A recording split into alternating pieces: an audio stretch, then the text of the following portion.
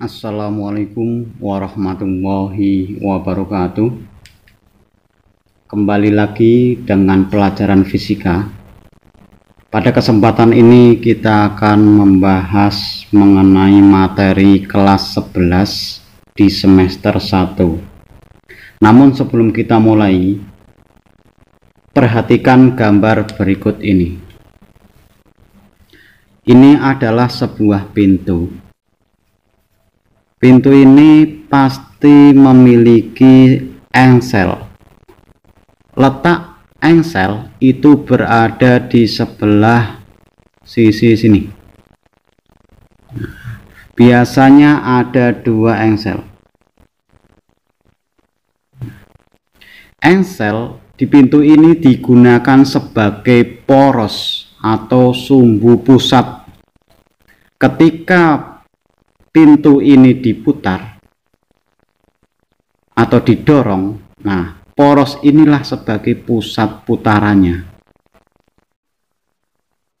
Kemudian perhatikan video berikut ini.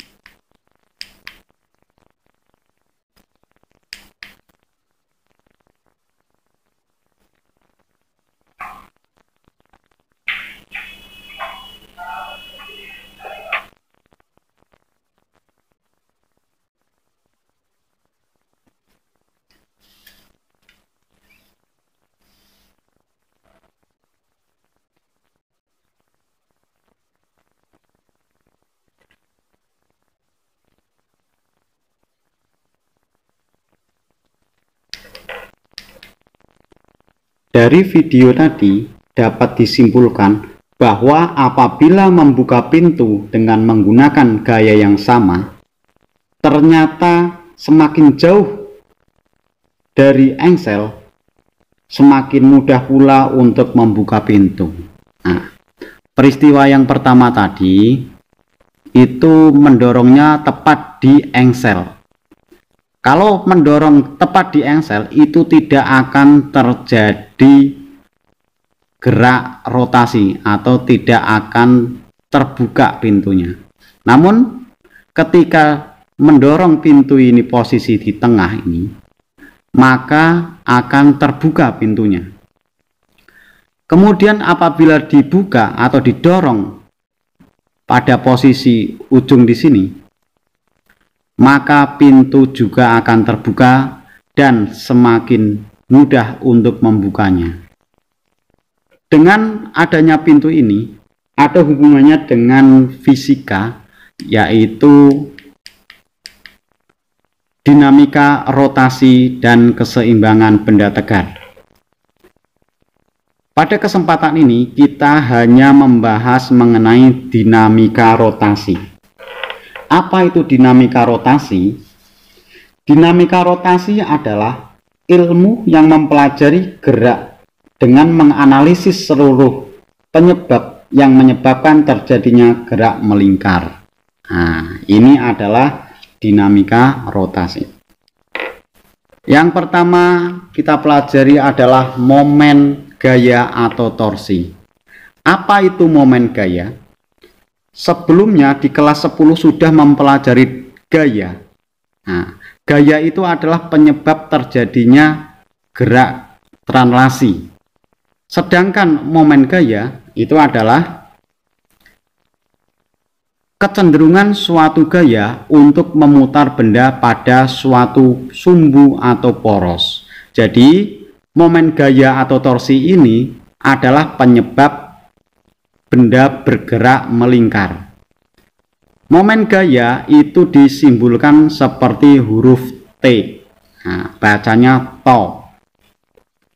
Semisal saya memiliki batang yang masanya diabaikan, kemudian titik porosnya ada di ujung situ. Batang ini memiliki panjang R, kemudian diberi gaya tegak lurus. Tegak lurus antara gaya dengan batang ini. Batang ini ketika diberi gaya ke atas, ditarik ke atas, maka akan terjadi gerak melingkar. Ya, dengan poros yang ada di sini.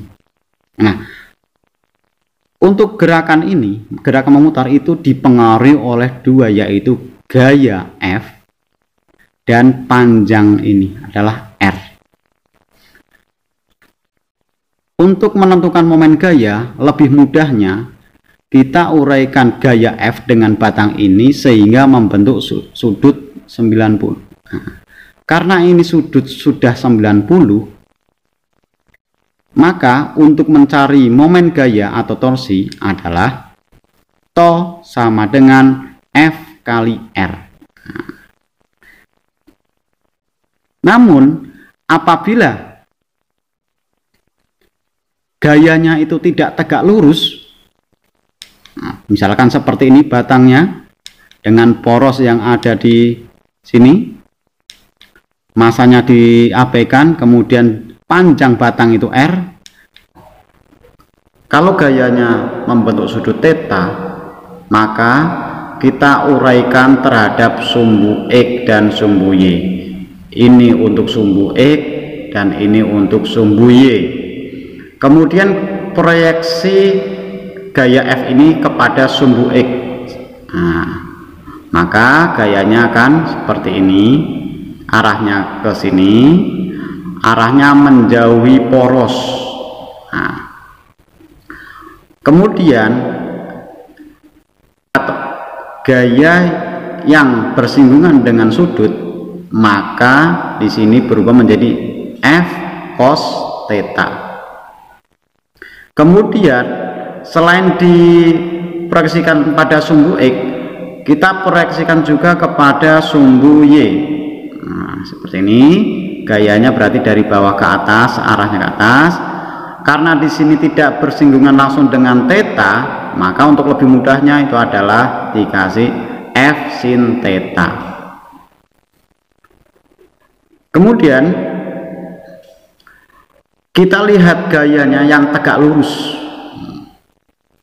Ini yang tegak lurus hanya F sin theta dengan batang ini saja. Nah, kalau F ini tidak tegak lurus, maka F ini tidak kepakai. Kemudian kalau F yang F cos theta ini arahnya kalau ditarik garis lurus itu menuju ke poros. Artinya ketika menuju ke poros atau menjauhi poros, itu tidak akan terjadi gerak memutar, maka yang dipakai hanya F sin theta. Jadi untuk menentukan momen gaya atau torsi, yaitu to sama dengan F kali R sin theta. Dengan to adalah momen gaya, F itu gaya, R itu lengan momen.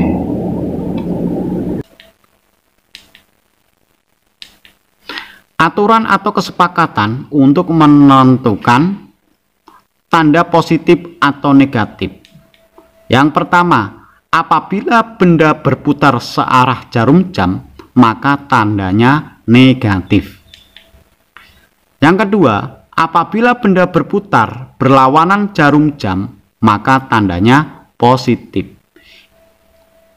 Tanda positif atau negatif itu sebenarnya hanya kesepakatan, hanya untuk menentukan kemana arah putaran benda tersebut. Semisal ada batang di situ, titik porosnya itu di tengah-tengah. Kemudian diberi gaya, pertama diberi gaya yang di titik sini menuju ke bawah, ini F1. F1 ketika ditarik ke bawah, maka benda ini atau batang ini akan berputar seperti ini. Nah, ini adalah berlawanan arah jarum jam, maka F di sini tandanya positif. Satu lagi, misalkan F saya berikan di sini, ke bawah juga, ini F2. Ketika batang ini ditarik ke bawah, maka dia akan berputar arahnya seperti ini. Berarti ini adalah searah jarum jam, maka tandanya F2 itu adalah negatif. Kalau satu lagi, kalau F-nya ke atas, maka gerakannya begini. Jadi F3 berlawanan arah jarum jam, maka tandanya positif. Seperti itu. Ini hanya kesepakatan. Apabila dalam perhitungan nantinya ketemunya itu negatif, berarti arah putaran benda itu adalah searah jarum jam. Namun kalau di soal itu ketemu hasilnya adalah positif, berarti benda itu bergerak berlawanan arah jarum